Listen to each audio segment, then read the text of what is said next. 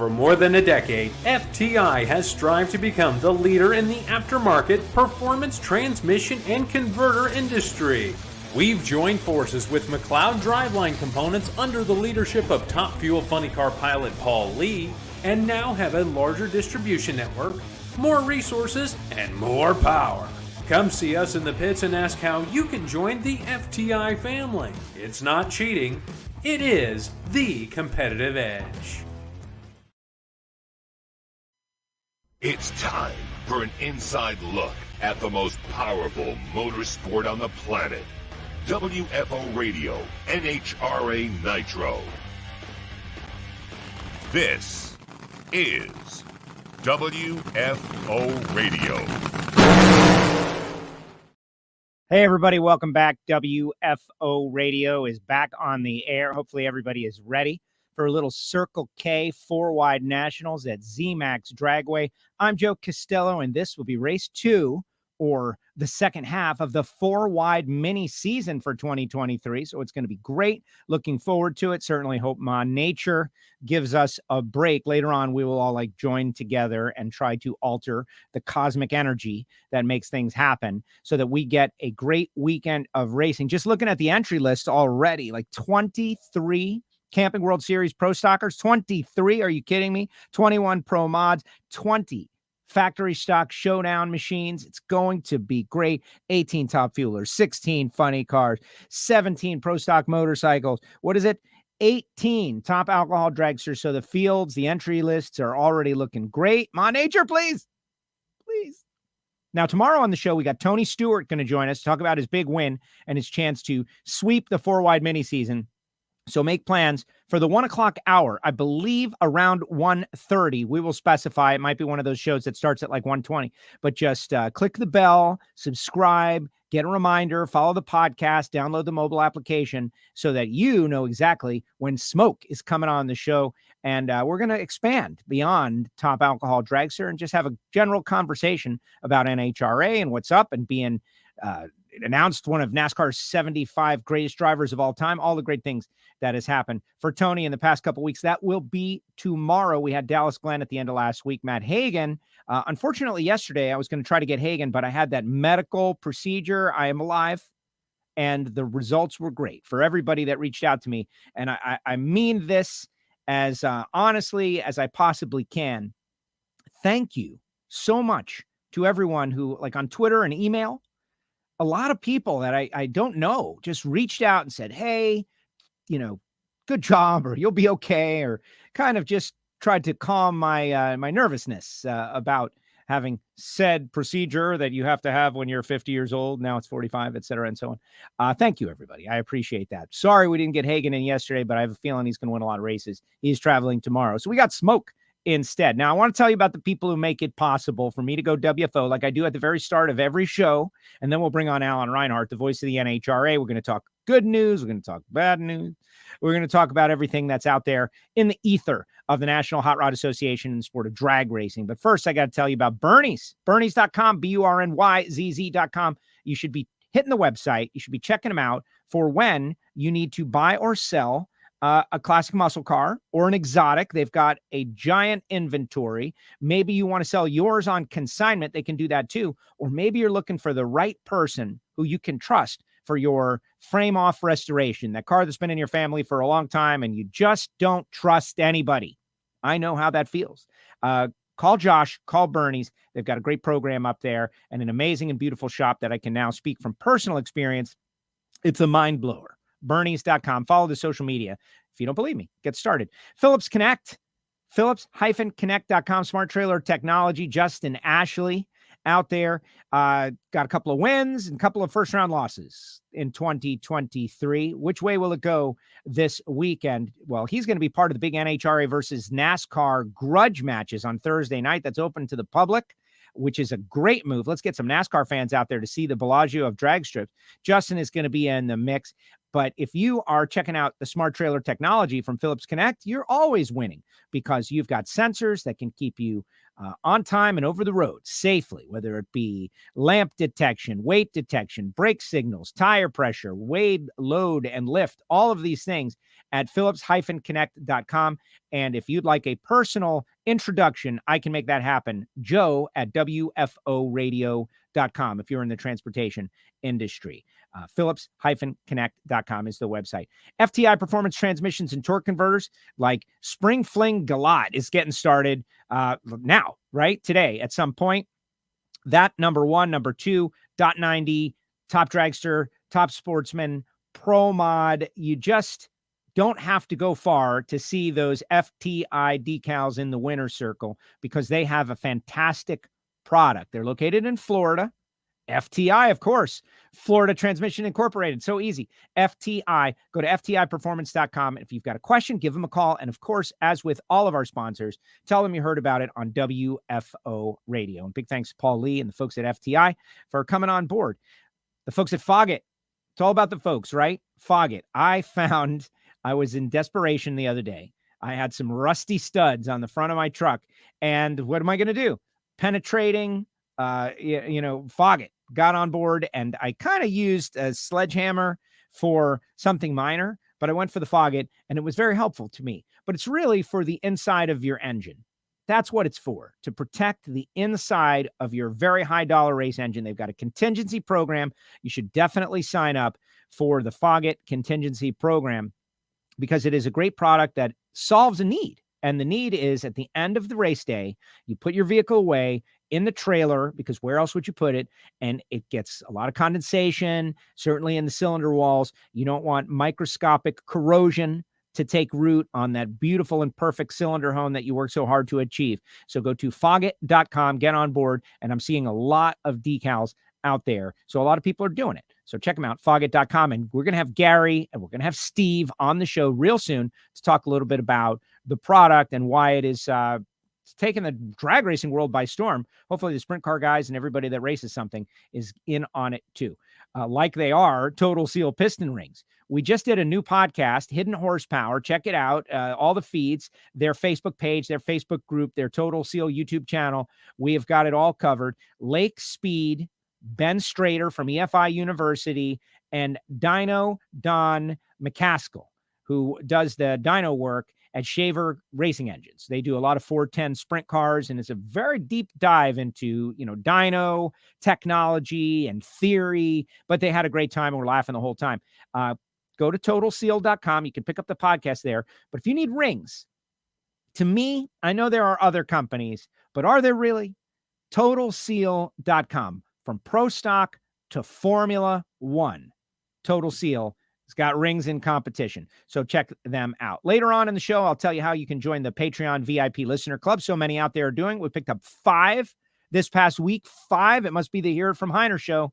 I'm telling you, the deep dive into inside of Pro Stock. Oh, my goodness. Patreon.com/WFO Radio. We'll tell you about Marvin Rodak, RodaksCoffeeandGrills.com, Frank Hawley, and Frank Hawley's Drag Racing School, and, of course, the folks at samtech.edu. But now it's time to go out to Tucson, Arizona, and the voice of the NHRA, who will be traveling back east, Mr. Alan Reinhart, joins us now. What's up, Alan? How are you? I'm great. It's a beautiful day here in Arizona and home for a couple of days to basically do laundry and swap suitcases and then head right back out. Yes, head right back out to zMAX Dragway. And, at the end of the show, I'm going to reach out and ask everyone beyond the camera, Dusty Rhodes style, my hand is touching your hand, to channel their positive energy to deflect any weather away. Is it pointless? Who knows? But man, the entry list got me so excited. I'm hoping for good weather. I know we always say it, but come on, good weather. Yeah, give us good weather and we'll take it from there. We'll see. I mean, the forecast right now doesn't look overly promising, but I've gone to the racetrack when there was a 100% chance of rain and we raced all day, and I've gone to the racetrack when there was a 10% chance of rain and I needed a snorkel to get out in the parking lot. So, whatever it's going to be is, I still think I've told the story before, but when Ken Owen was the head of Racers for Christ, we were in Bristol one year and it was raining so hard you could have surfed down the shutdown area in Bristol. I mean, it was just deluge. And we were sitting in what was then the Winston Suite, which again, to give you an idea how long ago it was.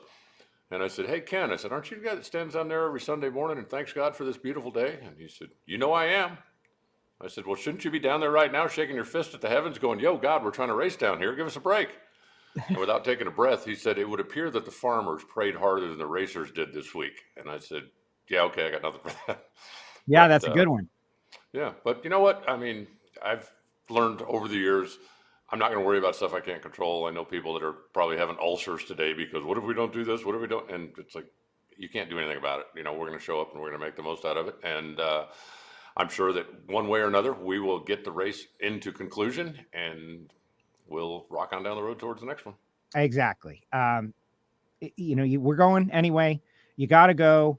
I've just bracket racing at the local level. Like the racers would call each other and some would say, "Yeah, I'm going," and I'm not going. And inevitably someone would get hung out because it looks like rain and they didn't go and we raced. There's just no way to know. And based on the safety safari's performances in the recent past, like Gainesville last year, there is no race that had more weather than that one. And we got it in somehow. And so we're going to get this thing in. That's my plan, at least. Yeah, and we'll get it in. The one thing that I really feel for, and the sportsman racers, and I applaud NHRA. They extended the deadline for withdrawals. So if there's anybody looking at it, because we all know when we get into a situation like this, the Camping World Series takes priority to try to get them on television, to try to get them, and that has to be. And I understand it completely, and I've got no qualms with that. But for the sportsman racers, they know in a situation like this, you might just have one shot qualifying and be done, or one time trial and go into eliminations, and so NHRA said, "Hey guys, if you want to withdraw, you get a full credit, you get, and extended the deadline to do that." And I applaud them for that, because I know that it can be difficult on the sportsman racers when you're sitting there, twiddling your thumbs, wondering, are we even going to get to run today? Are we going to hold over until Monday maybe? Are we going to? And so, for NHRA to give them the option by extending the deadline, I think is a big plus. And I think that just goes to show, kind of the kinder, gentler NHRA a little bit. I don't know that 5 years ago or 6 years ago, this would have even been in a discussion phase. But now, trying to be more racer friendly, trying to be more helpful.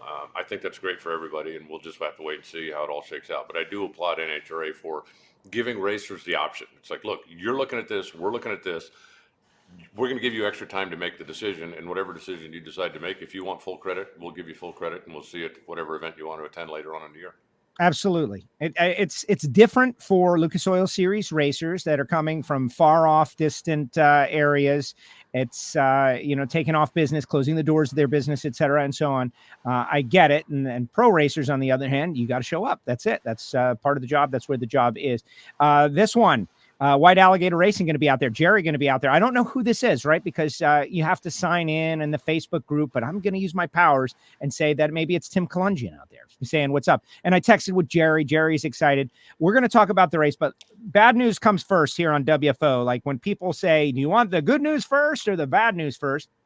I have always said, give me the bad news first. I want to know how bad it is, because that could potentially negate the good news. So give me the real tough stuff. And so last week on the show, you and I, we kind of quipped a little bit before the show that maybe we'll get to break some news today, but it didn't quite happen until a couple of days later. But now we know the track that you had told me 15 years ago and have said consistently over the years. And I remember the childlike quality you had the first time you brought me up to the top eliminator club there at Bandimere Speedway and showed me all the views, like sharing something that was important to you. And I remember all of it, and I appreciate it. And I take that energy and I've passed it down the line. We found out that the track is, or has been, or is being sold. And most importantly, that this is the final Mile High Nationals at Bandimere Speedway, that this is it. And kind of a shock, but also not really. We've been hearing rumors for as long as I can remember, those houses getting closer and closer, and who knows what's going there. I certainly don't know the details as to what's going there, but this is it, Alan. This is the final Mile High Nationals, a continuing and unfortunate story of losing venues that we love. Arizona, Hopefully not. Maybe they can save that. I don't know. Denver, definitely final year. Houston, already under the wrecking ball.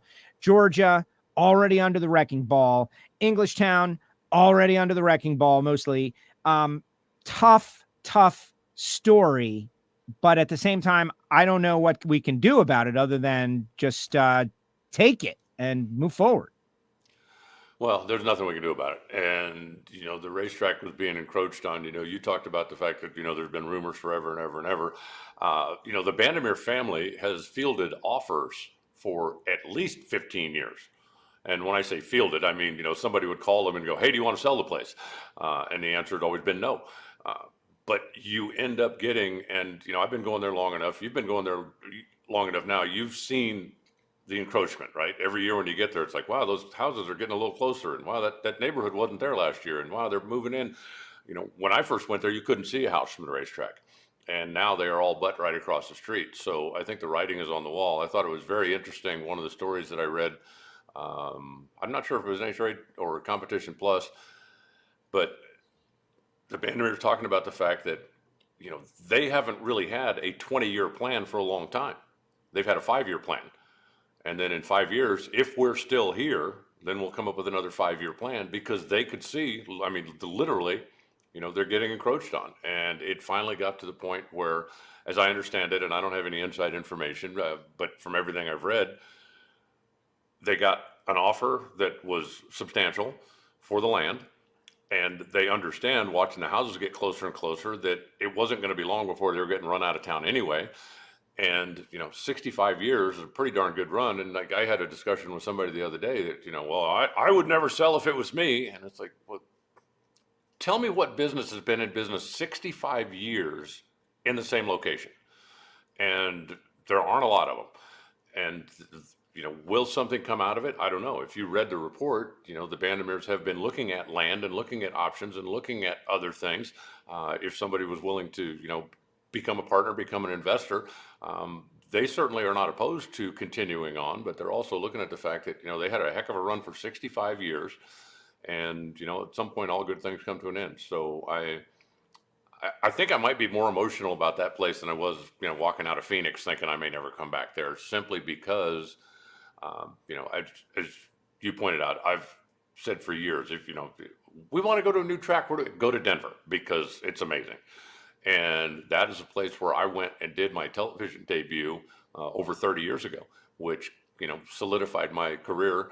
And so the place has always been special to me. And I think that that one might sting a little bit more walking out than even Phoenix did. But, we'll see what the future holds. I know for a fact that NHRA is in discussion with some of the other tracks that are out there now about, could we potentially bring a national event to wherever, and there are some minimum standards that have to be met. You have to have a certain amount of parking. You have to have a certain amount of grandstands. You have to have a certain amount of paved area for the professionals to park their rigs and stuff in the pits. And there are some tracks out there that are looking at potentially making some improvements or doing some stuff. And NHRA is certainly willing to talk. So the sky's not falling. Is this a big loss? Yes, absolutely. But but everybody in my email box, like, oh well, that's it. Drag racing's dead. No, drag racing didn't die when Lyons closed. Drag racing didn't die when Orange County closed. Didn't die when Englishtown closed. It's not going to die when Bandimere closes the doors on their mountain facility. And again, the door is certainly open. The possibility is there that they could rebuild, relocate, and we could continue going to Denver in a new location at some point. And I hope that's the case. Yeah, I hope so too. It's not going to be the character that is Denver. And as much as like our Patreon meetup this year with a group of VIPs get together is going to be at the Stampede of Speed at the Texas Motorplex. We're doing that this year.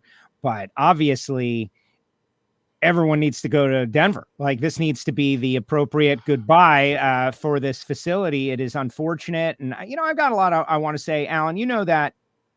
And I'll wait till after we break down everything. And it's just me. But all these old tracks, right? They've been around forever. What was up with all these visionaries back then that decided to build these amazing facilities or buy these facilities and improve them? And someone is going to have to do it. Like, someone is going to have to do it build a new track somewhere. There has to be new tracks, like the newest tracks. I guess we're going to one of them, right? This weekend, the Bellagio of drag strips, zMAX Dragway, a new facility from a great visionary, Bruton Smith, who built this 4-wide track, who forced it to happen by threatening the local community. I'll move Charlotte Motor Speedway. Are you kidding? I got people all over that want Charlotte Motor Speedway there. We're going wherever we have to go to get there. Okay, no, well, we'll build you the track. And look, it is a big part of the community. It is fantastic.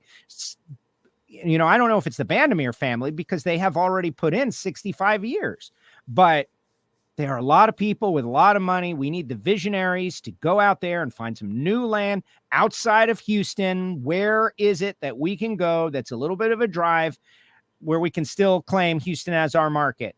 And the same is true. Like, look, we've lost Atlanta, we've lost New York, we've lost Houston. Like, these are markets of very big importance. And if you were to bring on a Tulsa or a Boise, it's not the same when you're selling the sport. Now, I'm not saying it's bad, because who knows, maybe Boise or Tulsa could be the next big city. But this is an all hands on deck moment. That having been said, a third Vegas race wouldn't make me upset. Yeah, but where would you put it? You know, you're not going to go to Vegas in July. That's just not going to happen. No. You know, I think, and this is strictly my opinion based on nothing else, but I think that if you're going to look at building a new facility, that you almost need to partner with somebody, right? I think that Circuit of Americas has got room. Could they build a drag strip down there? I think they could. And San Antonio would be a great place for us to go. Another stop in Texas. I think, you know, you look at Atlanta Motor Speedway or Road Atlanta and go down there and go, look, is there a way we can do a partnership? We can do something here, you know, where you've got the land in place, you've got the parking in place, you've got the infrastructure in place. Can we expand the facility that you have and get involved there? I really believe that, you know, building a standalone drag strip in this day and age, if you're going to build, because you look at, you know, one of the things that Bandimere has always had against it is the fact that because of where they are, I mean, just literally on the side of the mountain, and there's nothing little above them, they've never had running water, they've never had sewer. And that's always been a little bit of an issue. And it's always been something that, you know, if they were to move, because I think in any professional sports venue, and ask Billy Meyer about this, it's a really interesting story to have him tell about taking his wife to the racetrack, and the only thing that was there was a porta potty. And she said, well, that's it. I'm not going back to the racetrack, because she didn't feel comfortable, didn't like it. That's not her, okay? And so when he built the Motorplex, high on his priority list, and this is 35, 38 years ago, was we're going to have nice bathrooms, because if women don't want to come out, then they're going to tell their husbands, I'm not going, and that's going to hurt the business model. And that's something that the Bandimeres have always struggled with, and they've never had an option. There's just no way they could fix it. So if they go to relocate, I guarantee you that's going to be high on the list of things to do. This is going to be one of the big upgrades we need to do. But spending money to build a standalone drag strip from scratch is going to be a pretty sizable investment. And that's why I think that the way to do it would be to partner up with either an existing track or some existing sports venue or something where you can share the parking, you can share, you know, the infrastructure, you can share all the other stuff that is either already in place, or at least you don't have to foot the bill on your own to get the place up and running. And I think that's probably going to be, I would think that would be the logical business model going forward. You know, I can't help but wonder if Pomona wasn't on the Fairplex property, would it still be there? If that was a privately owned drag strip on private land, would it have by now gotten overrun simply because the land became so valuable or the neighbors became so loud that you couldn't deal with it anymore? But because it's on the Fairplex property, and that kind of gives you an in with the local government, with the local, that, you know, we're doing good things for the community and we're doing good things for you. And I don't think the land for the Fairplex is going to get sold to turn into apartment buildings. And I think that's a good reason why the track is still there. So is there an opportunity in other places to find that type of partnership, which would solidify or ensure your longevity, just knowing that, you know, the ground didn't go anywhere. And as long as you continue to be a good neighbor and continue to be a profitable entity, that you should be able to stay there for as long as you want. Well, exactly. And I went through this the challenge of trying to save the racetrack with Palm Beach International Raceway last week. I guess it was Wednesday.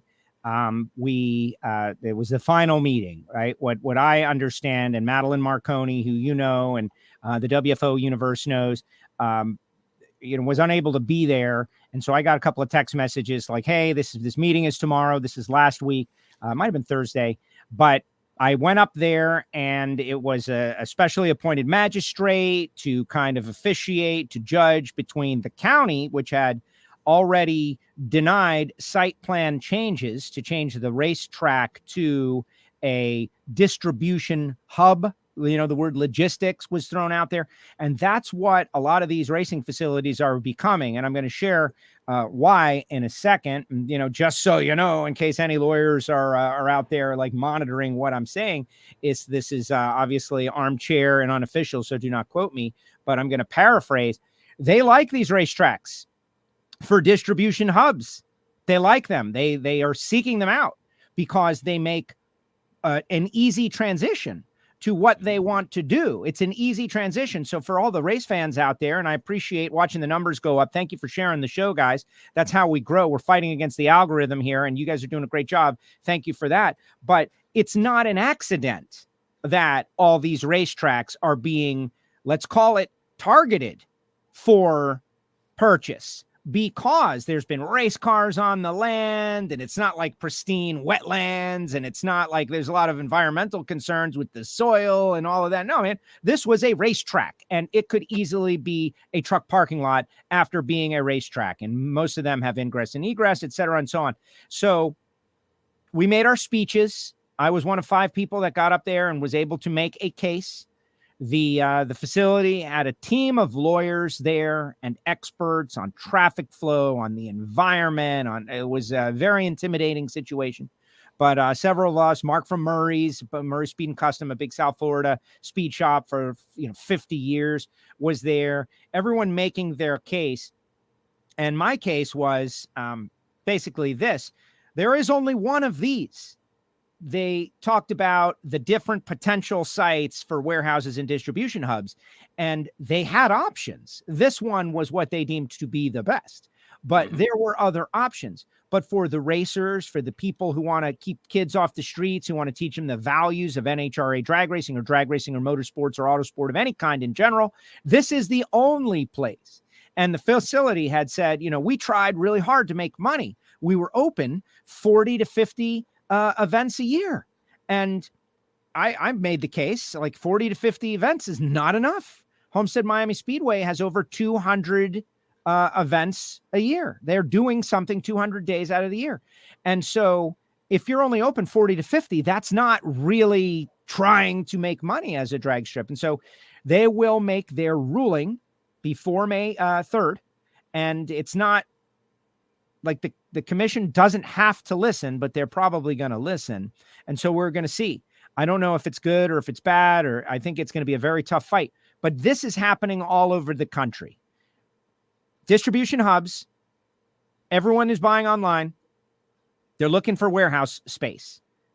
And they want the racetracks because the racetracks are the easiest to convert. And it's a challenge for us. And so you're right. So my thought is, let's take your idea and let's partner with Amazon and have the big distribution hub. And then on the other side of it, let's have a drag strip. Like, why can't we work? Like if you can't beat them, join them. And, maybe we're on Amazon Prime with our streaming. I don't know, but we can't lose all of our tracks, Alan Reinhart. Well, and I understand that argument too, but I think the thing that I come back to every time I've had a discussion with somebody about this is, you don't want street racing in your community, right? And if you don't give people an outlet, they're going to find some place to go stand on the gas. It's just going to happen. It's been proven over and over and over again. People complain about, well, the racetrack makes too much noise. Let's run it out of town. And then, oh my God, what are we going to do? Somebody needs to do something about these street racers.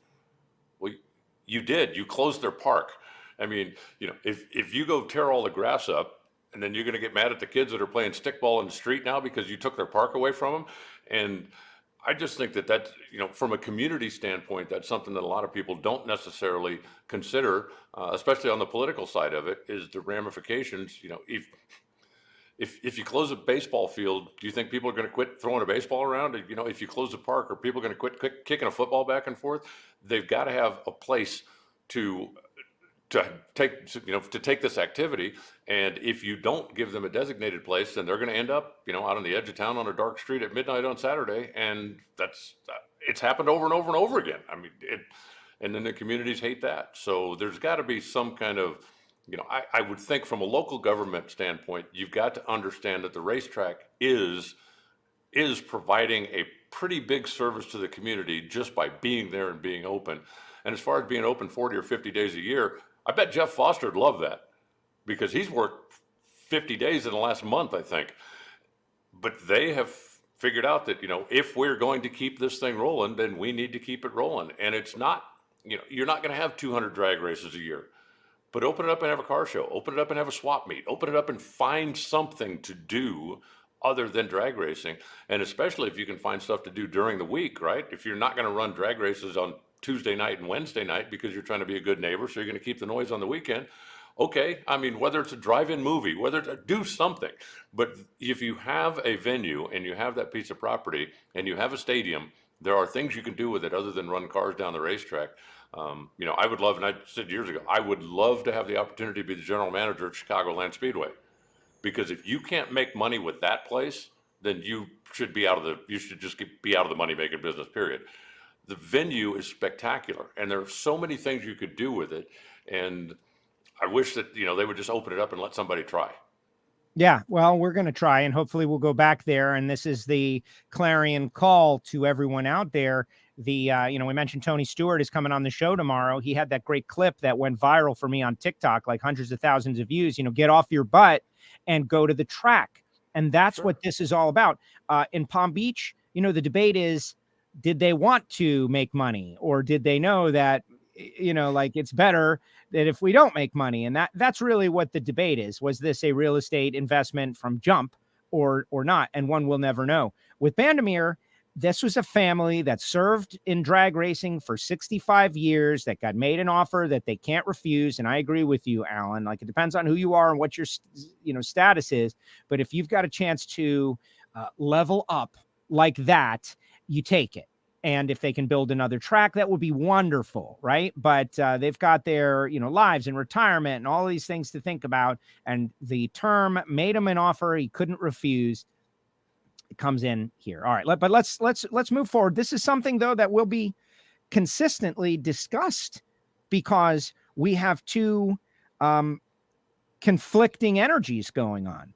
We've got the popularity of motorsport, the interest in the personalities. We've got people who want to race, especially at the professional level. We're trying, and I feel like very close to expanding and growing our television package and all of those things. Like NHRA drag racing as a sport, business, show, entertainment, it's happening. Like, we've got momentum, but at the same time, the real estate, the properties, those are falling victim to, what is it? Capitalism, right? Like, it's capitalism. People want to buy this land so that they can make more money than they're making with it currently. How do you say that that's a negative? That's what the foundation of our system is. Buy something for X, sell it for X times 10. And if you can do that, you're not a villain in any way. It's just business. And like in the immortal words of, Hyman Roth, business, not personal. This is the business we've chosen. But let's move forward. Okay. I think that's a great conversation. Thanks to everybody out there for participating. But, there's not a lot that we can do, but something will have to be addressed. Like, somebody needs to build a new track somewhere so we can change this story to something more positive. You were out at the double divisional, Vegas. Division 2 was out there at Silver Dollar. I'm going to give you my stat that I think is amazing. Sherman Adcock, 4 for 4 divisional races in Super Gas. Say what? That is impressive. My friend Otis Henry won Super Comp. A lot of great racing out there. East Coast represent. We'll see a lot of those people out at zMAX, hopefully. What about you? How was the double divisional out there in Vegas? I'm trying to figure out why McNeil Freeman went to Reynolds, Georgia. That makes no sense to me whatsoever. Because he had to go home eventually. Yeah, but he was already in Vegas. Why not just hang out and run the double in Vegas instead of driving all the way back to Reynolds? He wanted to get torn down on the divisional level, I think, is what happened. Oh, I see. Okay, yeah. All right. No, we had a great race. We had 4 days of good weather. A little breezy one day, but for the rest of it was good. No big incidents, no real issues, but just good, solid racing. And Sean Cowie finally busted through and won one, and I think that might be the crack in the dam. I will not be surprised if he goes out and starts kind of stringing them together a little bit. The Killer Bees got one. Doug Gordon finally lost in Vegas. It had been more than a year, and both national and divisional. It had been more than a year since anybody had beat him out there.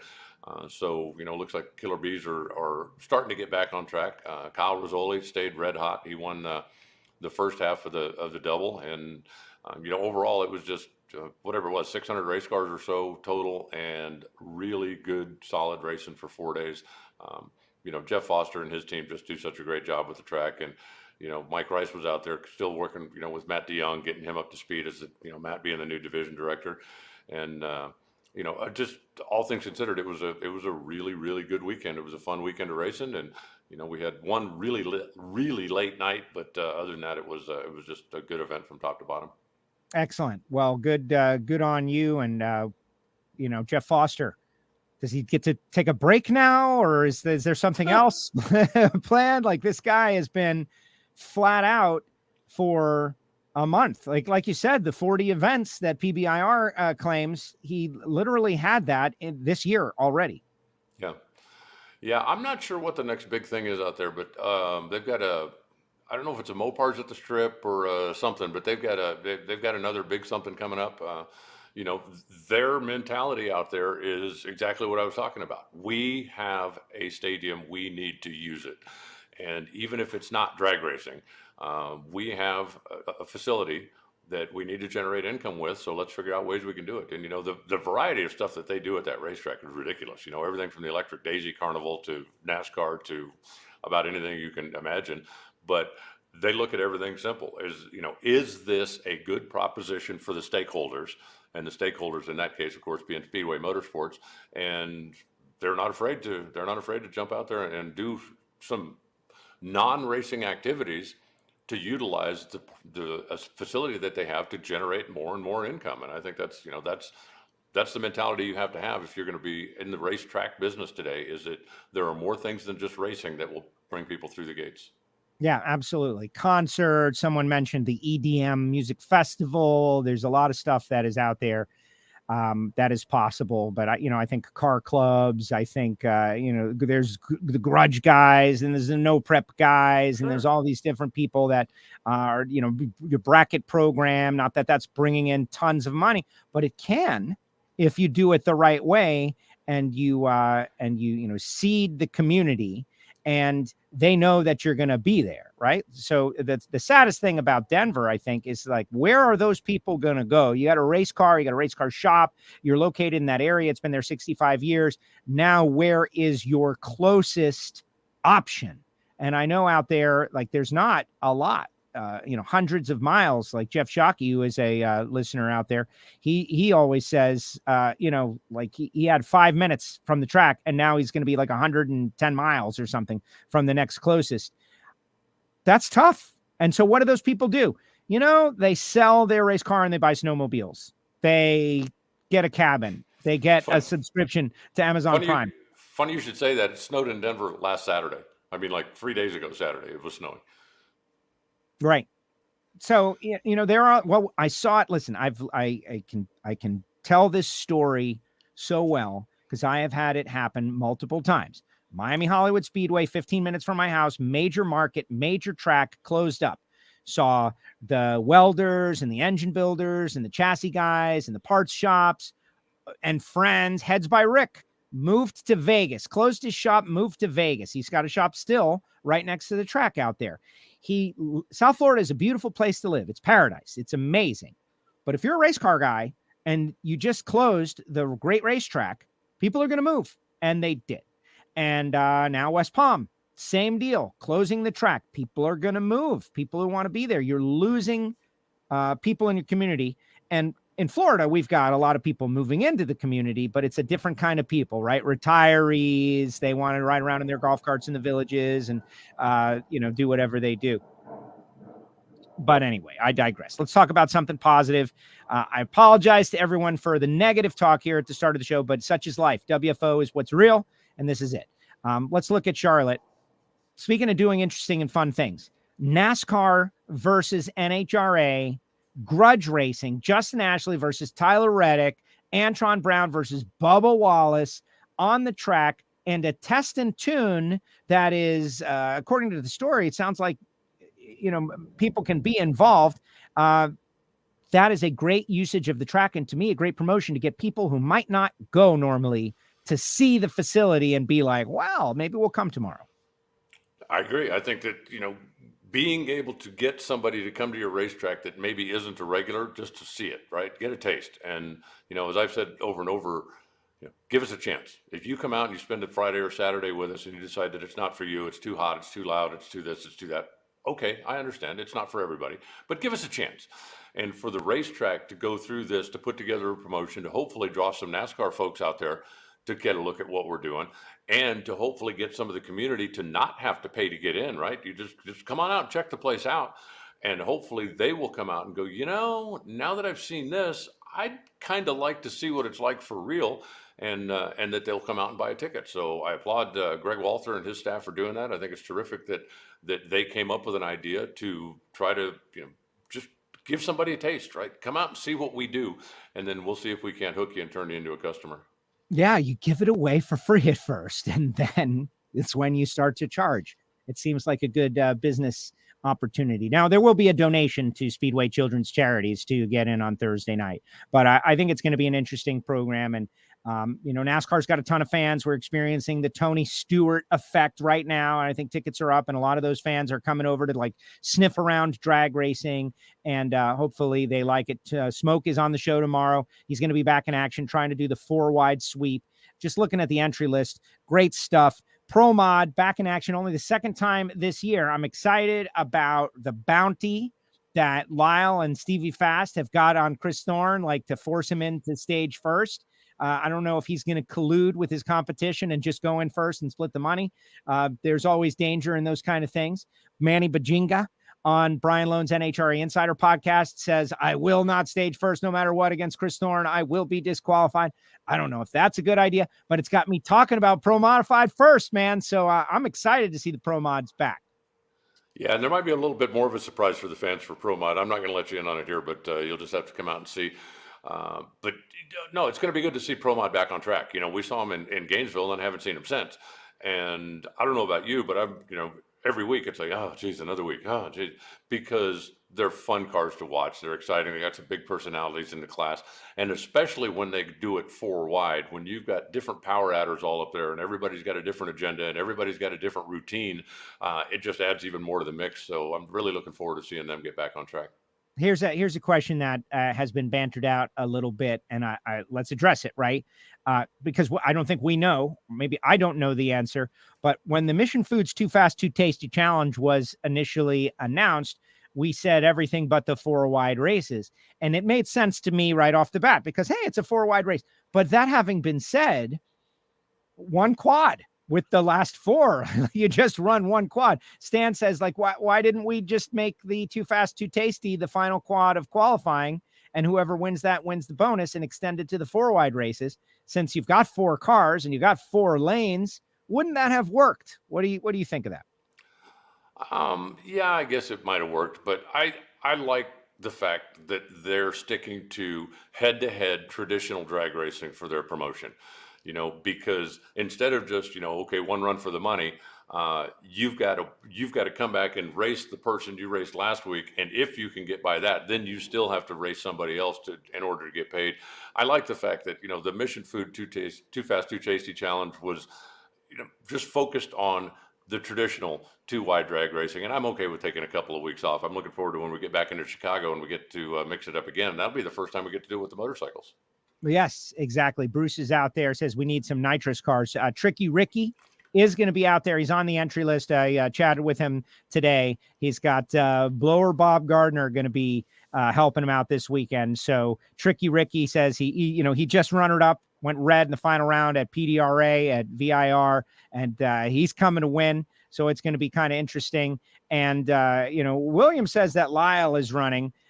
I texted with Lyle the other day. He was iffy, but happy to see Pro Mod back. They're on the TV show as we learned earlier this year. So that's going to be a big deal. Welcome back, Pro Mod. And Factory Stock Showdown, right? FlexJet Factory Stock Showdown. One time this year, we got to see him. I'm curious to see if, Joe Welch is able to duplicate some of those performances.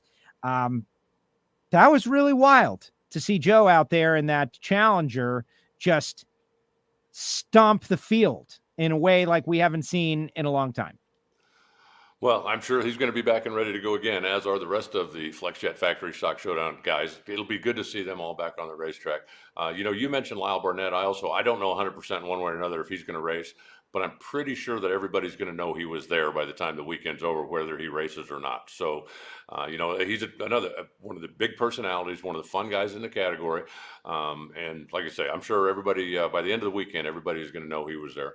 But it'll be good to see the Factory Stock Showdown guys back on the racetrack. Again, they've had plenty of time, for everybody that went to Gainesville and just, got stomped on. They've had plenty of time to go home and go, okay, we need to fix this. And now we're going to figure out who's been working the hardest over the course of the last month and a half. Yes, exactly. And I like Reinhardt's like doing the teases today, and you got to just pick up on them and maybe connect the dots. There's a lot of dot connecting that has to go on WFO, but if you're good at it, a lot about what's going on. Stan wants us to talk about the state of Factory X. I can tell you that the state of Factory X is coming along. I've had a lot of conversations with Jerry Haas and some people that are working on the cars. Obviously, the Jeff Turk situation is sad and unfortunate and terrible. And I think that anybody that has driven a race car feels horrible for Jeff, but Jeff is the kind of guy who is using social media to his fullest and has given everybody the opportunity to follow everything that's happening with the Blackbird. And so when he crashed in his, early or first full track run, he put it on social media. I know a lot of people thought that maybe he shouldn't have, but I think a lot of people learned a lot from that video, that experience, and he has proven that he's going to come back and come back strong. I don't know what it says about the cars other than, man, that thing was awesome until the unfortunate incident, but it got me excited until the result. Jerry says they're working along, they're coming up with cars, and it won't be that long. Yeah, well, I think what it says about the cars is that thing crashed at a very high rate of speed, and he got out and walked away. And I think that says a lot about the cars. So that's the most important thing.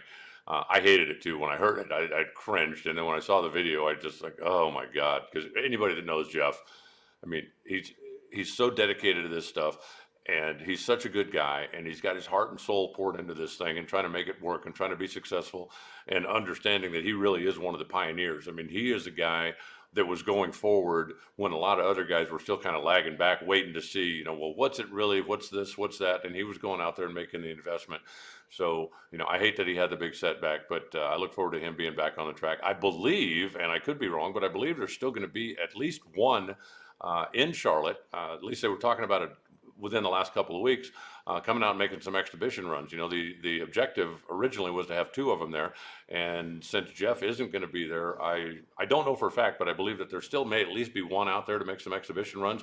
And so the fans can go, take a closer look at it and see what it's all about. The fact, as much as I like Pro Stock, and for the years that I've spent in Pro Stock, I love the Factory X for the fact that they are identifiable from the grandstands. Somebody can sit in the grandstands and go, that car's just like mine. And as much as I love Pro Stock, I don't think there's a whole lot of guys that sit in the grandstands and they point at the quadras and go, look, there's a Mustang just like mine. Or, they point at Dallas or Erica and go, look, there's a Camaro just like mine. But when the factory stock cars come up and when the Factory X cars do come up, people are going to be able to identify with them immediately. And I think that that's good for the class. I agree 100%. That having been said, which I've used that nomenclature a bunch of times on the show, don't mess with Pro Stock. We need a naturally aspirated category where all things are equal. And Factory X is very different. I had someone who is I'll call them an expert in this stuff, like talk about the front end overhang and how there's a difference in the cars and there's all kinds of differences, and NHRA, keeping things close. I really love the fact that Pro Stock, with 23 cars entered for this race, is so healthy because it's a set platform, 500 cubic inches, naturally aspirated, 5-speed manual clutch. How good are you at this, right? It's not about, well, I've got the Dodge, and the Dodge is hot right now. So please, everyone, kill the noise about Factory X replacing anything. We just add. You do not have to replace. You just add to the situation. And that's what's been great about drag racing. Speaking of Pro Stock, let's go there. Quad of Quadras. Super exciting to think about David Quadra, Fernando Jr., Christian, and Fernando Sr. all in a quad together. That is an amazing photo op. I don't know if there's ever been one family that has done all 4 lanes, and there's only a couple of families that could anyway. No, there's never been a family that's done all 4 lanes. And, I don't know that there's ever been a family that had 4 members all racing in the same class at the same time. Not on the Camping World level. I mean, if you want to go down into the sportsmen, obviously the Emmons brothers, the Coughlin brothers, but, and I don't know if he got the official yay or nay, but I know for a fact that Fernando Sr. was lobbying NHRA very hard to let them all run together once. And hopefully they'll be able to do that. I think, as you said, it'd be a great photo op. I also think if I'm the one that turns on the light at the end of the racetrack, it's a great family bragging op, right? How often do you get to beat your whole family at one time instead of just one at a time? So I hope we get to do it, and it'll be fun. If it happens on Sunday, it would be spectacular. But I do hope they at least line them up in qualifying so that we can have a little fun with it, and we can talk about the Quadra family, the quad of Quadras. The quad of Quadras. Like, come on, it's the best. It's the best. David's going to be in the green Mustang from what I understand, but it will be black. And I hope that NHRA allows them to do it as well. We'll find out. But we'll see. We'll see. Good stuff. Now, looking at other standings, and we'll stay in Pro Stock, I guess. Such a competitive year. Dallas Glenn, we've had him on 2 weeks in a row. He's won 2 races. Troy Coughlin, Matt Hartford, third in the points. Camry Caruso, Aaron Stanfield, Bo, Greg, Christian, the top just outside. Kramer made the final round. Erica, 12th in the points. We talked a little bit about this, but I want to focus on Hartford. When you've got it going on, they say make hay while the sun is shining. Well, the sun has been shining on Matt Hartford for a couple of races now. Phoenix, Pomona, Vegas, got the number 1 qualifier, has had a highlight in all of these races, brought on Getrick as a sponsorship. That's great. That's all good news.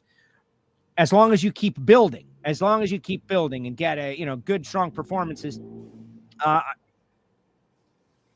know eventually Elite is going to catch up, and Greg and Erica and the usual suspects who have been struggling slightly at the start of the year, they're going to get to where they need to be eventually. And that's going to squeeze out anybody who isn't performing optimally. So I'm wondering, should there be an air of, I don't want to say desperation, because that's when you lose, but now is our time for the Total Seal team.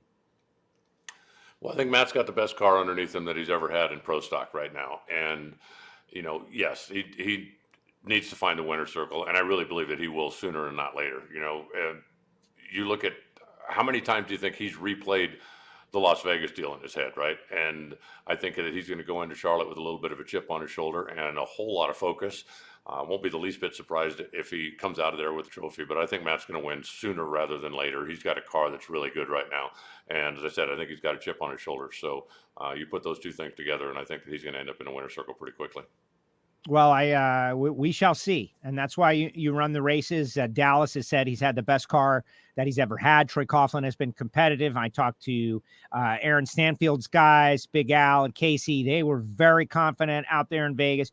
So as much as no one is dominant just yet, there's a lot of confident people out there. So it could go any way here in the second race of the 4-wide season. Let's talk Pro Stock Motorcycle for a second time. There's Gage Herrera, Angie Smith, Chase Van Sant, Gianna Evaristo, and Matt Smith, the top 5. I can tell you that Matt has got the new body mounted, so that's going to be interesting. Anybody that's followed him on social media knows that he's been working real hard, and Chip Ellis was a big part of getting the body mounted and the headers and everything done. So like this is a new body from the big Red Rocket days and then Suzuki days. I'm interested to see Matt Smith, but Gage Herrera, the way he started off was incredible. And we got to go back to Gainesville to recall it. Yeah, I wish Gage was eligible for Rookie of the Year, because even though he was out here last year and he was running some races last year, he wasn't on a competitive motorcycle. He wasn't really running for race wins. He was just out here kind of getting his feet wet, getting some experience. And it's a shame that because he ran so many events last year that he won't be eligible, because I think that he would be right in the mix for that. You know, the motorcycles are only one race in, and I'll say the same thing about them I said about everybody else when we left Gainesville, right? Let's give us 3 or 4 races and let's see if we can find a trend. I think they got started off on a very high note. I hate the fact that, you know, we see them once and then don't see them for another month. So I'm really looking forward to seeing them back on track. Let's give them 2 or 3 races, and then we'll see what trends are going on. But you know, for Gage, I'm sure, you know, getting to be the most recent winner for that long. I think the only one that gets to be the most recent winner longer than that is whoever wins the finals at the end of the year. But there's a lot of good motorcycles out there that are just looking for a chance to get out there and you know, take another hack at it. Yeah, I'm excited to have them, the guys and girls of Pro Stock Motorcycle back, a little 4 wide, Angie Smith. Let's see who can, you know, like they had one race and then they had another extended off season. Were they able to find power? What were they able to do? It'll be interesting to see, because now they're going to start, right? They're going to be with us in Chicago. They will be rolling more consistency in Pro Stock Motorcycle. Funny car, Matt Hagan's got 100-point lead over second place Ron Capps. That's what happens when you win 3 out of 4 races.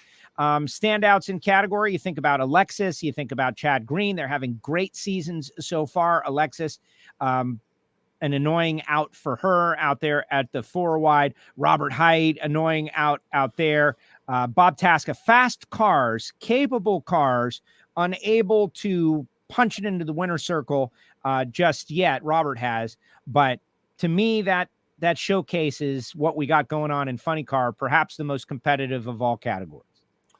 It is, and I think, you know, JR's going to be coming in with a chip on his shoulder after his first ever D&Q and Funny Car out there in Las Vegas. They were among the teams that stayed and ran on Monday. There's just a lot going on in Funny Car right now, and actually in every class. You know, from top to bottom, NHRA right now, from a competitive standpoint, I think is as healthy as it's ever been. And I'm just excited to get to the racetrack every week and to be a part of it. Yeah, exactly. You know, the JR story I mentioned last week, you know, before Vegas, wow, it would be amazing if they could go out there and do something special, you know, make the final, win the race. They DNQ'd, but that enables the story to continue. If they were to go out there and do something special and win the race, JR is great at 4 wide. He's one of the more savvy drivers. If he were to go to the final to win the race, then we could wrap this whole thing up in a great bow, and it would bring them tremendous confidence for later on in the season. It's just tough. These, you know, these cars take a while to get them perfect, as we have learned over the years. They don't just come out of the box the way you want to, but I'm very excited about it. Let's move over to Top Fuel, where this is kind of interesting. Steve Torrence, points leader. Steve Torrence has made 3 of 4 final rounds, and yet I feel like he's kind of being treated under the radar this year. The Capco boys, they have been really strong. They just haven't punched it in just yet. A 4-time champ, loses the championship one year, you know, and he's, I don't think being spoken about with as much energy as they have demonstrated, because they've had a quick and fast hot rod. They made the final round 3 or 4 races. But yeah, but all the focus goes to whoever takes the trophy home, right? I mean, how many times was it, we're taking another trophy back to Kilgore, and they haven't yet taken a trophy back to Kilgore this year. So when they win, and they will, then I think the spotlight will get certainly brighter, as it should. But, you know, we've been focusing on the people that have been leaving with the trophies, and that's Justin Ashley a couple of times. I think, you know, you look down through the field, you know, Leah has had a very good car to start the season, certainly better than last year. Doug Coletta looked like in Gainesville and Phoenix, I thought, okay, here we go. But he really still hasn't flexed the muscle that I expected him to see. You know, Tony Schumacher, I expected to see more out of him by now, and I guarantee you they did as well. And that's part of the reason that they have taken every opportunity they could to test, because they're waiting for that big bust out. But and Top Fuel, it's exactly the same as all the other classes. We've got 8, 9, maybe 10 cars that if they ended up in the winner's circle, I wouldn't be surprised. And there's another 2 or 3 out there that wouldn't need a whole lot of help. Maybe they do need that one lucky round to get there. Maybe they need, but that wouldn't be a shock if they ended up in the winner's circle. And it makes it fun to go to the races when you get up Sunday morning and you're not going, okay, I can't wait to the semifinals when, Joe gets to race Alan, because you just automatically advance those 2 drivers. When you wake up Sunday morning and you look at the ladder and go, holy smokes, they're going to race in the first round. It's fun to watch. And that's why you have a guy like Justin Ashley that's had 2 trips to the winner's circle and 2 times when he's done before lunch, because the competitive level of the class is so high right now that even though arguably he's got one of the best cars out there, he has still been sent home twice in the first round. Yeah, tough stuff. It's never been better. And that's the friction that we started the show off. It's never been better than right now, competitive wise, competition wise.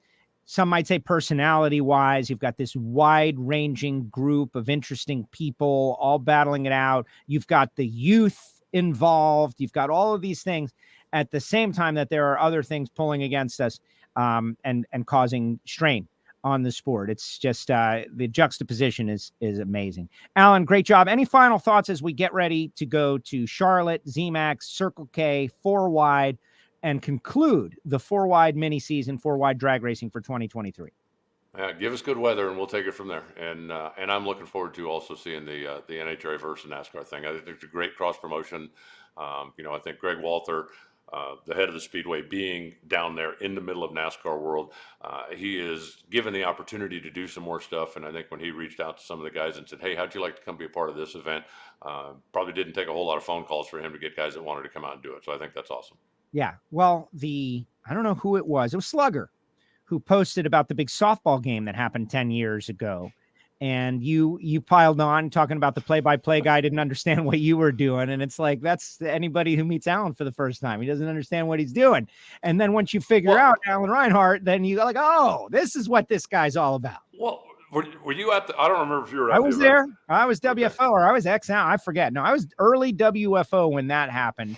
And that was what? The first 4 wide race, something around there? What was that? I don't even remember the race, but I remember, baseball announcers, right? Yeah. Now batting, number 6, Joe Castello.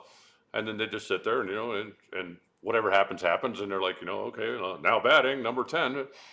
And so I said, now batting, number 4, now batting for NASCAR, number 4, Kurt Busch. Now walking back to the dugout after a weak suck fly ball that my sister could have hit harder, Kurt Busch. And the guy's like, oh, relax, buddy, it's okay. That's kind of the way it went. Right. Yeah, no, it was a good deal. It was fun. I mean, Michael Waltrip was out there. He was kind of the on-the-field reporter, and everybody knows you can't. You're not going to be able to keep him in check. But the whole evening, it was a fun evening. It was a good crossover event. NHRA won, which also makes it better. But yeah, I can't believe that was 10 years ago. Yeah, time flies. It's pretty amazing, but it does. And I know Vandergriff was involved and played real well. And I don't know. I think NHRA won, but I don't remember. Okay, we crushed them like a grape. There were a couple of guys that I remember. I was sitting in the dugout. I've got photos from way back, but that cross-pollination, it's so important. Like, you guys race, we race. You got fans, we got fans. You got sponsors, we got sponsors. In the great competition for eyeballs, racing people should really work together because there's so many more NFL and NBA fans that probably would like this. They just haven't been exposed. It's not like they're turning us off because they're not interested. They just haven't been exposed. And anytime we can work together, I think it's a good thing. Well, drag racing has been part of my life for most of my life by a long shot. But I still believe that anybody that spends time and money with the sole purpose of outrunning the person whose trailer is parked next to me is okay with me. I don't care what venue you're doing it in. I don't care but if you're spending time and money to try to make your stuff faster than the guy who's next to you, then that's great. And it doesn't have to be an either or, and again, how many times have we had the conversation, right? I like chocolate because vanilla sucks. Well, Yeah. Why does vanilla have to suck? Why can't you just like chocolate? I mean, there's people that like vanilla, and so what? And, I like motorsports. I really enjoyed, being able to go to the Bristol race and watch the NASCAR guys out there run around on dirt and get to see that firsthand and be a little bit of a part of that. It's not my regular deal by any means. I'm not going to give up drag racing and go do it. I'm not going to go, well, now that I saw a NASCAR race, drag racing, that just doesn't do it for me anymore. But I do like to go out and kind of see how the other half lives from time to time. And I'm very grateful for the opportunities I get to do that. Yeah, it's, it's humanity, right? Like we could do cultural studies about people. What is it? Your candle doesn't get brighter by blowing someone else's out, something like that. And but the conversation I had with people, and it's kind of dimmed down a little bit now, but it used to be a standard thing, pro mod's awesome because pro stock sucks. Right. It's like, well, why do you have to say pro stock? Well, pro mod's faster. Okay, I'll call funny cars faster than pro mod. Yeah, but that's not the same. Right, and pro mod's not the same as pro stock either. So, if you want to say pro mod is my favorite class, that's great. Pro mod's your favorite class. But why do you have to throw rocks at something else to make your favorite class, stand out? It doesn't make any sense to me. And, why can't somebody else like something else? There's a reason they make 64 different colors of crayons. Different people like different stuff. Yeah, and I think it's a sign of maturity and being a well-rounded person to appreciate things, to not just hate on one, but the thing that people appreciate the most is their own opinions, and they have a lot of them. And so, and you're not going to get them to change them. That's another thing, regardless of what it is. Alan, great job as usual. I will see you in a couple days, and we're going to get it in, baby. Let's do it. Oh, everybody out there. Your hand is touching. I just watched Dusty Rhodes on Instagram, and Dusty, right? Your hand is touching my hand, and we are all making the weather beautiful this weekend. Beautiful weather out there at the Circle K 4-Wide Nationals, Daddy. There you go. I'll tell you the same thing I used to tell Graham Light in situations like this. I'm pulling for you, but I ain't betting on you. Yeah. Now the weather report doesn't look good. All right, Alan, great job. See you soon. See you, Joe. Travel safe. There he goes. The voice of the NHRA, Alan Reinhart, joins us each week right here on WFO Radio. I see the comments are stacking up in the chat section, so don't go anywhere. Thank you all for sharing the show. I've been watching the numbers go up and up and up, and then down and down, then up. It's just amazing watching that algorithm work. It's pretty crazy. But I do have a little commentary I want to get in. But first, I want to thank the other people. At the beginning of the show, someone was like, the commercials, this is how I make my living, man. This is it. Then I got to have sponsors, just like race cars are on the racetrack with sponsors. So do I. And it was great the day that Marvin Rodak emailed the show about bacon. And he's like, you guys love bacon, and I've got some great bacon recipes on my website, and the rest is history. RodaksCoffeeandGrills.com. Hot sauces and spice rubs, everything good. Marvin Rodak, 817-924-6821. The easiest and most affordable way to support the show is by buying a little coffee from Marvin Rodak and telling him you love the show. And Frank Hawley's Drag Racing School is a great way too. You get a real big benefit out of this. You get to hang with Frank. You get to interact with the folks from the school. You get to drive a dragster at like very low output from you. I just, renewed all my licenses and all of that stuff, my competition numbers and all of that stuff, so that I may race at some time in the near future. And I renewed my Super Comp license, Super Gas number, Super Street number, all that stuff, my ET bracket stuff with the NHRA membership, all of that. And I'm thinking this is about the same amount of money that I would spend on the dragster adventure going down the racetrack. That's pretty amazing. FrankHawley.com. And Frank starred in one of the Cody Crone videos. He said this: in my career, I have worked with literally thousands of drivers. And every once in a while, one stands out. And Cody Crone is that driver. And I'm like, oh my gosh, that is a huge endorsement. Frank Hawley. This kid, Cody, who's already Top Fuel experienced, he's going places. I don't think Frank would have done that if that wasn't the case. FrankHawley.com, maybe you're the next driver that is going to stand out. Go to FrankHawley.com. And when you call them, tell them you heard about it on WFO. Yeah. And then there's Sam Tech, CNC programming, motorsport, EFI tuning, jet flying, limo riding, all of those things. Blockhead, CNC programs, motorsport, EFI. We are going to Charlotte, North Carolina after all. Go to samtech.edu down there in the Houston, Texas area And to check him out, call Brian Massengill. Tell him you heard it on WFO. And then finally, there's the VIP Listener Club. We had our get-together last night, the Ignition Podcast. Sue Morris in the announcer booth.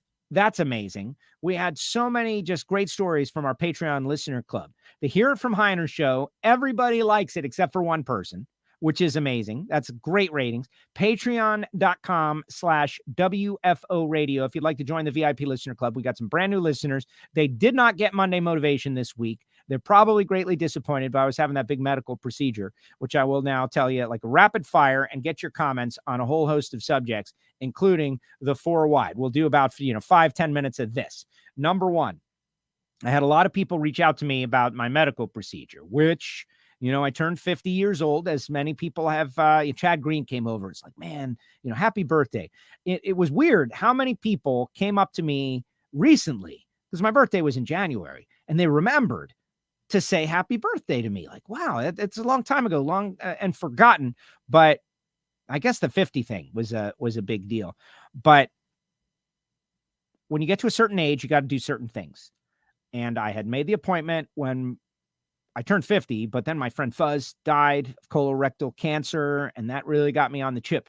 And I started thinking, man, you never know what's going on, and I got to find out what's going on. And you get an appointment in January, and it's for April, and it feels like a long way away. And I think about all the people, like Doc Holliday, you want to die with your boots on, that kind of thing. And just how much time is spent fearing the doctor's office, not wanting to be there. So when I went there, I was afraid. I didn't, what's going to happen, but it definitely was an uncomfortable experience just going there, starving myself for the 24 hours and then drinking that stuff. I drank the stuff, and then the result of what the stuff does, terrible. But once I got in there, everyone was so nice. I almost ruined the whole thing from drinking at a water fountain. Yeah, I'm super thirsty. I'll have some water at this water fountain, and almost ruined the whole thing. You're not supposed to have water 3 hours before the deal. Fortunately, I did not have a lot. Went in there. The nurses were great. Everyone was great. Yes, you have to put on that gown, that terrible hospital gown. That in and of itself is a nightmare, but you got to do it. And the way I say it is this, who everybody wants to be a tough guy, right? Like tough guy. Everybody wants to be a tough guy. Yeah, I don't go to the doctor. Yeah, you go to the hospital and get dead. That's the stuff that people say. But if you're really a tough guy, you can deal with the humiliation and the terrible stuff. Like that's what being tough is dealing with uncomfortable situations. And if you can't deal with an uncomfortable situation, you're not really that tough. Not that I think I'm tough. I'm just kind of going at all the people out there in a way that they hopefully understand. You should do it. 45 years old is the new number. You should go do it. I did it. The doctor said A+ is what she said. And I feel great about it. But it was a difficult deal. That having been said, who knew an hour and a half can go by in 10 seconds? It's like, all right, you're going to go to sleep. Okay, it's time to get up. What? Amazing. Amazing. On this same note, it's not NHRA, but is the extended drag racing family. And it was at zMAX Dragway where Lizzie Musey came in and jumped on the microphone with me. And I don't know if that was the start of her broadcast and media career, but I'm saying it was, until someone produces another starting point. I'm going to go with that. Lizzie is Pat's daughter. Pat is a friend. The idea that Lizzie, a drag racer who has done so much for expanding the audience with No Prep Kings and all of her work over there on Street Outlaws and those TV shows, a lot of people don't give her a lot of credit. And I feel like Lizzie has always been a bit underappreciated for what she is doing and what she's done. We talk about a woman in the man's world of drag racing, and it's evident out there on the no prep side of the world. Maybe they're a little more gruff or a little further behind in terms of diversity, or maybe not. I watch the shows. Who knows what's real and what's character and what's edited on purpose to cause me to feel an emotion? You don't know. But when Lizzie and Kai posted that YouTube video very recently, for those that don't know, she has cancer. It's devastating. It's like our drag racing family. You don't have to be best friends with someone to know and feel this amazing sympathy for what they're going through, or if you've had a friend, certainly empathy. So I'm hoping that we can all, like, if we're going to pray for something, it would not be for good weather this weekend. It would be for Lizzie and everybody who is fighting cancer or have family members to win their fight. Like, that's why, like, I'm not going to waste prayers. We'll joke about it, but I'm not going to waste prayers on the weather. I'm going to use them for something that's really significant. And so for Lizzie, for the Musey family, for everyone connected to that situation, I just, I'm thinking about you, and hopefully everybody in the WFO universe is thinking about them, and extend that conversation to anybody in our little universe that's dealing with that, to watch the video where they are like dealing with a very, very difficult situation. Where our life, we have these experiences and we have the people we know. I just went through it with a good friend of mine, Fuzz. Right before that, Frank Aragona, who is the multi-time winner of the Charlotte race. Like, so many people close to us in our NHRA community, and now the extended drag racing community, have dealt with and are dealing with this. It's something I really want to think about. And Will is out there, and he doesn't know what's going on, and that's why I wanted to share it. But you can go out and you can, do a search of Lizzie Musey on YouTube, and it's just, it's really tough. It's a tough deal that we're all, we're going to have to unite and rally together as best as we can in our community. Now, it doesn't mean we can't hope for good weather, certainly. All right, let's see what everybody's got to say out there. Let's do some interesting commentary about Denver.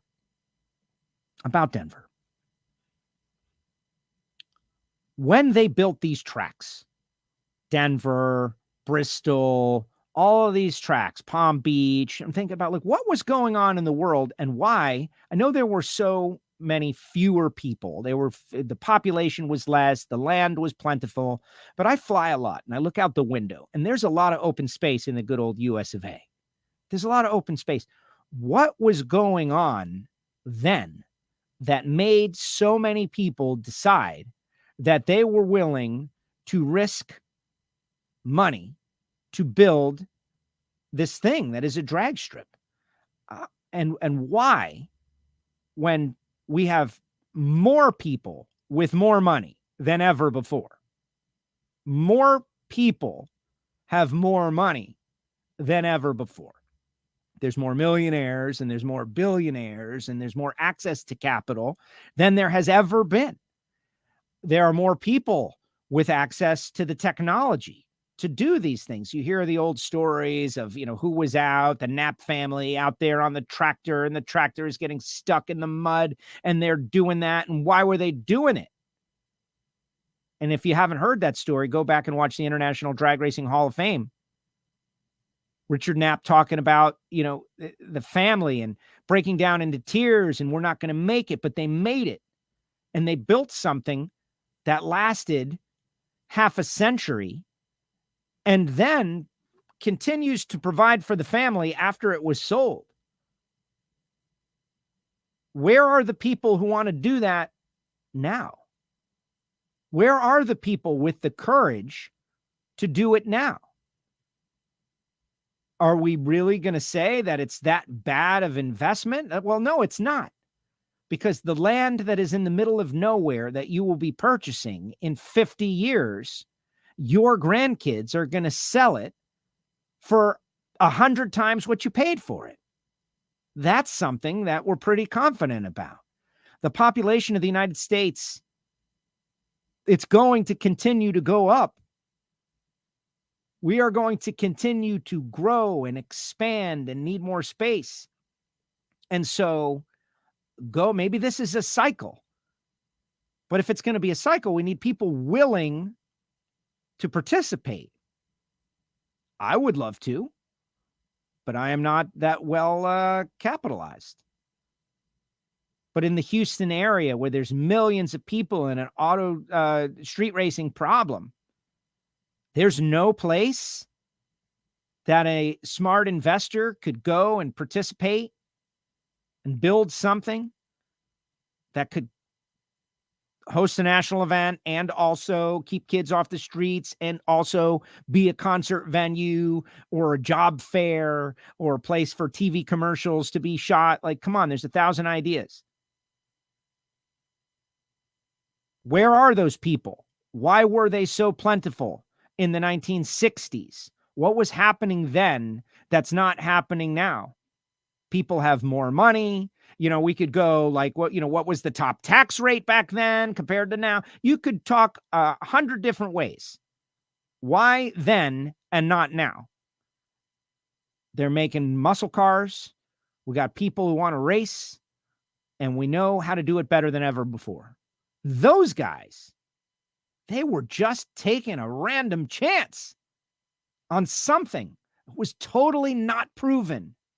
And they did it, and they built the facilities, and they made them work for 60 years. And then they sold them for millions and millions of dollars. We need people to do that again. Now is the time. We got a lot of people with a lot of money that have access to OPM, because that's how you do it in 2023. OPM, other people's money. They got access. There's venture capital out there. Buy some land, have a 60-year plan, sell it in 60 years at 100 times what you paid or more. Is that no longer viable? Is what's going to happen? Is the nuclear winter coming and you're stockpiling your money so you can be down in your bunker? Like, I don't know. All right, let's see what everybody's got to say. Prayers for Lizzie. Absolutely. Absolutely. Jeff, Patreon. Thanks, Joe. Good thoughts. Appreciate you. Thank you, Joe, for bringing up the checkups. I lost my good friend from the UK, Santa Pod to cancer recently. R.I.P. Richard. R.I.P. Richard. Rest in peace. Yeah. ZPG. I don't know what that means, Jason. Have you guys heard the Logan's, the Jason's podcast, Life's a Drag? It's fun.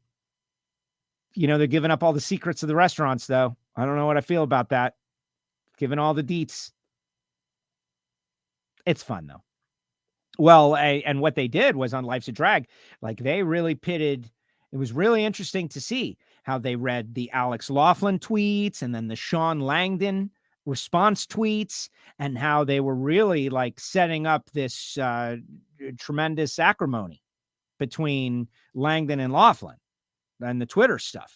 Like, honestly, that didn't even make it to my desk. I don't know when the people were fighting on Twitter, Alex Laughlin and Sean Langdon in a vicious battle. But thanks to Jason Logan and Jason Galvin on Life's a Drag podcast, I knew about that. Like, wow, that got heated. We try to keep it very positive here on WFO and every once in a while talk about those rivalries. Today's investor is looking for instant returns. Yeah, I guess. Is that healthy? I don't know. Is that a good, healthy thing? Like, I thought you're supposed to diversify. You can definitely look for instant returns, but, Bitcoin, real estate, racetrack, fun, community, family. I don't know. I know what Rabilis thinks. Just kidding, Mark. Thank you, Stan. Honestly, the first place I'd look for Street Outlaws news, but this coverage is a grand example of how encompassing some in this sport are. Well, yeah. Drag racing is a micro sliver of anything. Everybody knows everybody for the most part, and hopefully respects and cares about them, especially their health. Pat Musey, from Jersey, was involved in NHRA Pro Stock for many years. I feel for Pat, man. That's his little girl. Like, everybody sees a TV star, but she's in her 30s.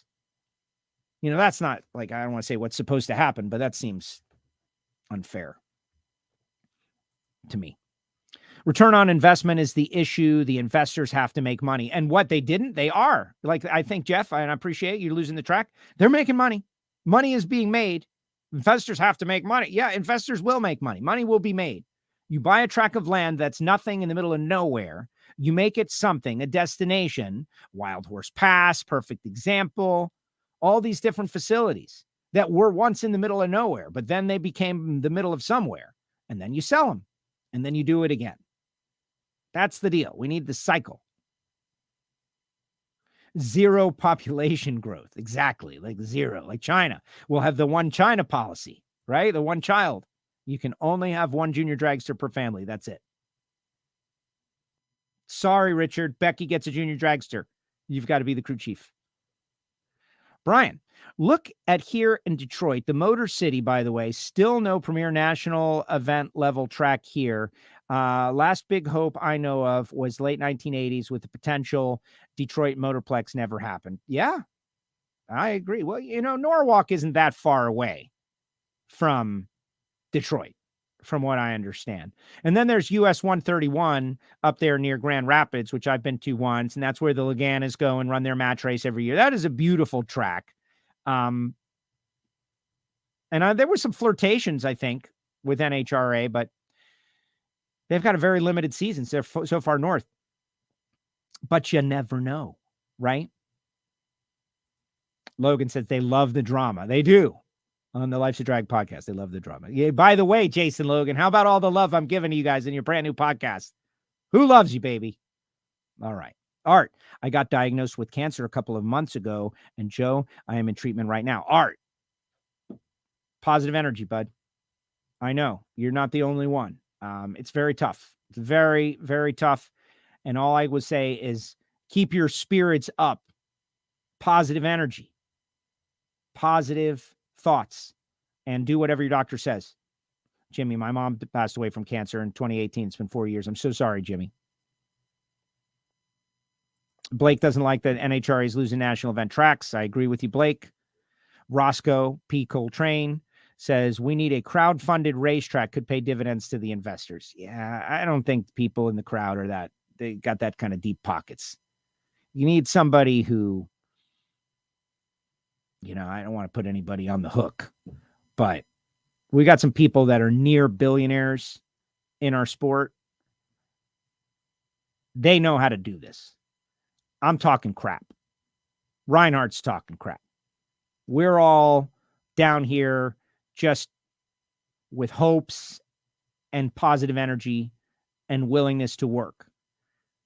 People with capital and access to capital are the ones that have to take the lead on this. And, honestly, some investments are supposed to lose money, aren't they? Isn't that part of it? You buy the land, you put something on it. It lasts 50 years. It seems like nobody's got a 50-year plan anymore. Not everything has to make money. I mean, everything has to be able to survive, but it doesn't have to be a, home run investment either. Singles and doubles. It's a great way to live. But then again, maybe that's why I'm down here. Maybe I should sell my home and everything I've got and take everything I've got and take everything you've got, and we're going to put it all on black. There's a Michael Keaton reference in there somewhere. Stan says Conrad lives in Michigan. Art, I'm glad there's a program like yours, Joe. It gives people, the positive attitude thing. Hopefully. That's my goal. Jason says cancer sucks. It does. It's a total nightmare. Scott, everyone wants to make money for themselves. What happened to the investment in the community where everyone shares in the wealth? Oh, gosh, Scott, don't say that. You're going to get run out of here like a communist. Can't say that, Scott. No, I understand what you're saying. The community good, a racetrack that is a business that provides jobs, that gives people a safe place to race, that gives the car culture a place to happen, that has a couple of big events each year where people can work and make money. That's a real thing. You just need people to do it. What is it? Scared money don't make money. The Knapp family wasn't scared. They made something happen. And all these people in the 1960s, John F. Kennedy, ask not, the spirit of we can do anything was all over America. We can do anything. We can build it. We can make it work. And everybody had it. And they all went out there and they took a bunch of risks and they took chances and they made things that we are still enjoying. And this whole sport is enjoying today. Was it that spirit of positivity and can-do nature? I don't know. Art says he's going through some health issues right now. When I'm there waiting for treatment, I think of your program, puts a smile on my face, and I get through it. Oh my gosh, Art, I cannot even respond to that. It's so positive. Thank you for that. I try. Close the track in Atlanta, Georgia. Sorry, not driving 4 to 5 hours to see an NHRA race, says Eric. Eric, I drive 4 to 5 hours to get from Hollywood, Florida, Fort Lauderdale area to Gainesville Raceway. It's about 4 hours and 45 minutes. It's really great. You get time. That's where me and my dad had a lot of our great bonding sessions, those long over the road experiences where you're just talking and thinking about things and planning for the future. And, 4 to 5 hours in the car, not looking at your phone, having real human positive experience. That's great. It's all what you make it, Eric. And then when you get there, there's your NHRA family. The drag racers are there to welcome you in, and you hang out for a couple of days. I wouldn't do it for one day. That's why you go multiple days. But I think you should change your attitude, Eric. Come to the race, man. Drive the 5 hours. Do it. I did it for the first 30 years of my drag racing deal. It was only the second half of that I started doing the driving. I handled it.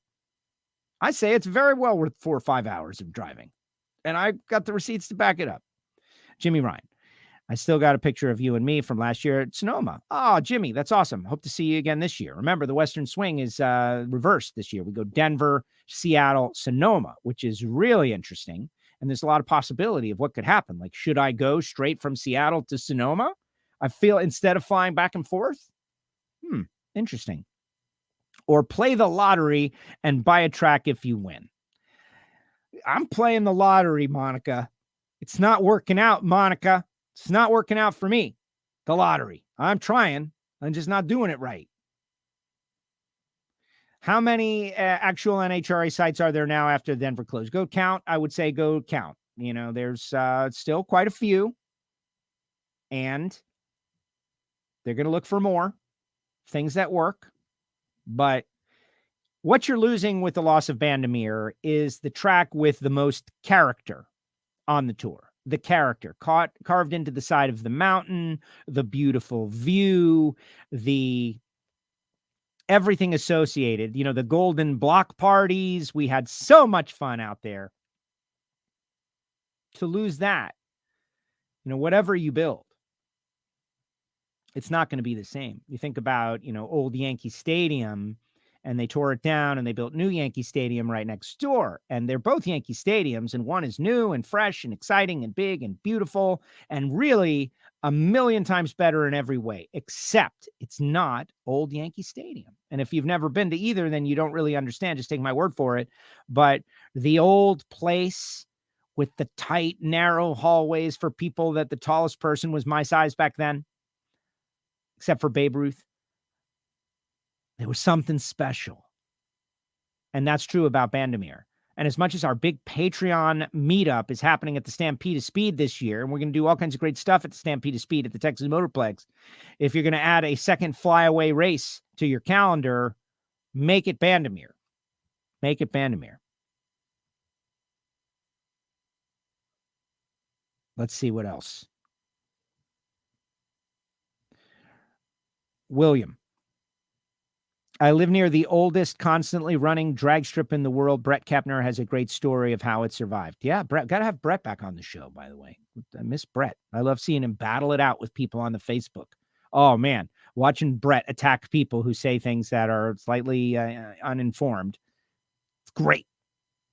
Brett Kepner holding it down for the facts.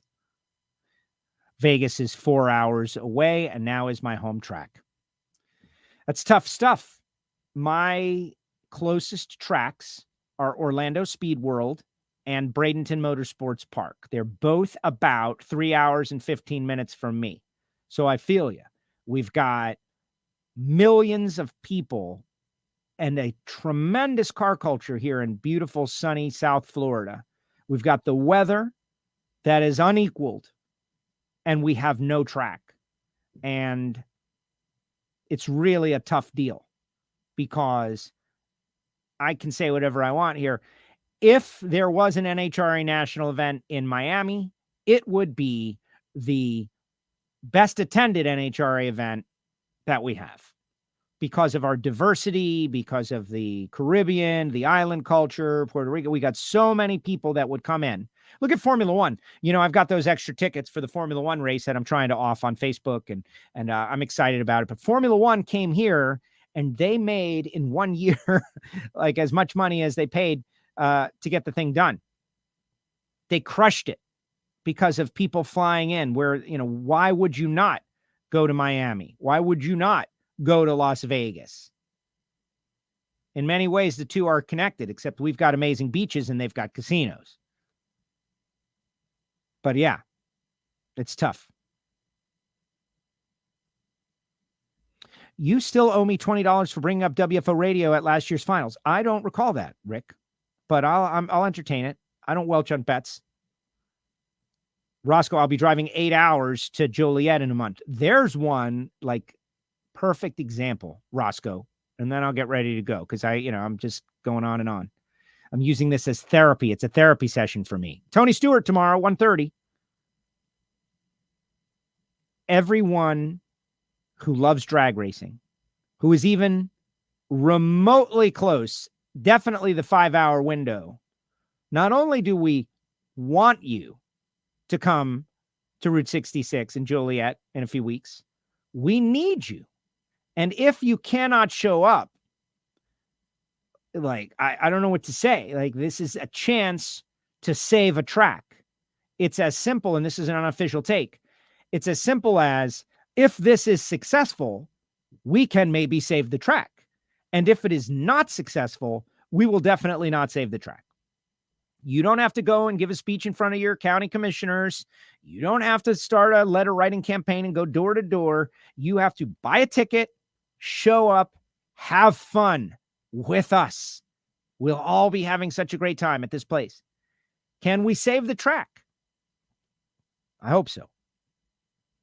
Like, think of what Tony says. Grab your neighbor, get off your butt, go to the races. I can drive 3 to 4 hours every year just to go to Gainesville for the last 28 years. Exactly. 40-year racer at Bandimere.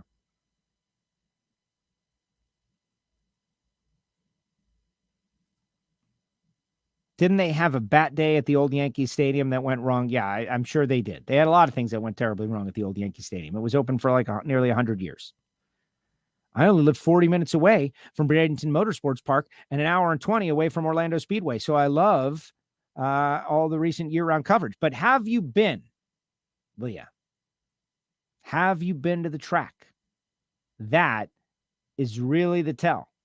You know, I was out in Bradenton for the World Series of Pro Mod for the first time in many years. Orlando, I've gone to Division II stuff. It's where I when I get my race car going with Project Pontiac, that's where I will be racing. And I know it's going to be a 3-hour deal, and I'm building the car anyway. That's going to be my deal. 3 hours. Okay. There is only one NHRA track in Michigan right now, an automotive state, and only one NHRA track. So sad. Yeah. I don't know how many tracks are in Michigan. Those northern tracks, they have the weather is a challenge. Like, they got to make all their money. I don't understand how any businesses do it. Really make a year worth of money in 8 months or 9 months. So is this possibly the last year for the traditional Western swing? Well, if there's no Denver, I think that means yes. Now, I know NHRA will probably work on a schedule that has something that feels like a Western swing. They're not going to just let this happen and not try to add a track or, there are tracks out there. But like Alan said, there are size standards. You can't pull John Force's rigs in on dirt. They're not going to pit in the dirt. We can't do that. So people are going to have to spend money on asphalt. They're going to have to expand their pits. They're going to have to expand their seating. If NHRA rolls into a town and there's a track that has 8,000 seats and they sell out every seat, they can't make money at the cost of the show. I don't know the exact numbers, but it's something in that neighborhood. You need a bigger venue so you can sell more seats, so you can have more people, so you can make more money to make it all worthwhile. It's a capitalistic endeavor, of course. So these tiny little tracks that we see, and Street Outlaws goes to some small tracks, they're producing a TV show. They really don't need a lot of people there. We are not. We are putting on a sporting event. We need a lot of people there. And we get a lot of people there. Everywhere we go, we get a lot of people. But there's a number where it doesn't make sense. And so, where are these track operators? Expand the facility. See, capitalism is supposed to work where, you prune back the hedge, right? Somebody sees opportunity when something goes away. Houston, Wild Horse Pass, maybe. Denver, Englishtown, Georgia, Atlanta Commerce, they've all gone away. That says to me, that's 4 events that NHRA is down. That could be an opportunity for someone who's got the guts and the courage and the know-how and the ability to make it happen. Go do it. I would do it. I don't have the money. I'm not that kind of person. Failure at life.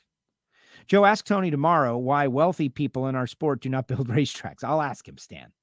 Tony, why do the wealthy people not, I'm not a big believer in the wealthy people and the poor people. I believe that everybody gets a shot to work as hard as they possibly can. And you work until the day you die and you see how you did. And hopefully you have a lot of money. And most importantly, a lot of great times and life experiences. You do as well as you can. But you give it your all. And some people hit it really big. Some people hit it big. And some people have a good life. And you just don't know. But you keep shooting. You keep going after it every single day. How about Seattle, Sonoma, and Pomona for the Western Swing? NHRA 50th anniversary was held in Pomona in July. Yeah. I guess anything's possible, Rick. Which tracks do you think could host 2 races a year? I'm an advocate to add another Indy race, staffing, hotel space, knowledge to do it. It's not the worst idea in the world, especially if ever there's a television contract that is significant and pays NHRA to have races. I've always said that Gainesville can support another race. I know a lot of people don't like to do that, to mess with the success of the Gator Nationals. But I really feel like you're right there in the middle of the target. You've got good weather. You've got nothing near and around 3rd most populous state, Florida, Northern Florida, all those retirees. They got the time. They got the money. Why do we have such a big Friday up there in Gainesville? Because they're not working. They're retired, a lot of them. I think Gainesville could support another race. It all depends. It all depends.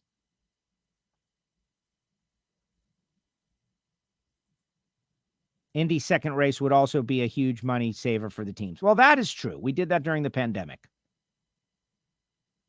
Tony did, called Eldora. Exactly. The guy is doing a lot already. I think more people need to step up. And I'm not thinking of anyone in particular, but I would love to see some racers go in together. And, I made some calls when Palm Beach was first on the market. Buy it. Gainesville, extra East Coast race. Anyway, All right, guys. This has been fun. A little post-show. Appreciate all of you. Tomorrow, Tony Stewart, 1:30 p.m. Eastern Time. What time, guys? 1:30. Exactly.